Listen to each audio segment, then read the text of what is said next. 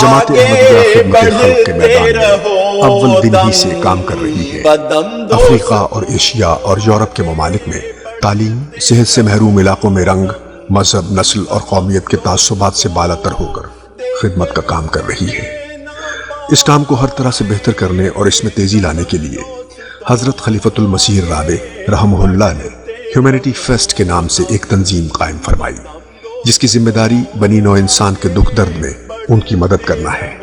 یہ تنظیم اب خدا تعالیٰ کے فضل سے خدمت کے میدان میں بین الاقوامی شہرت حاصل کر چکی ہے اور دنیا کے متعدد ممالک میں خدمت بنی نوع انسان میں مصروف ہے۔ جاپان کے شہر کوبے میں زلزلے سے متاثر ہونے والوں کے لیے جماعت نے بے لوث کام کیا۔ بانی جماعت احمدیہ نے فرمایا تھا، مرا مطلوب مقصود و تمنا خدمت خلق است، ہمی کارم ہمی بارم ہمی رسمم ہمی رحم۔ ساحلوں پہ سفینہ بھی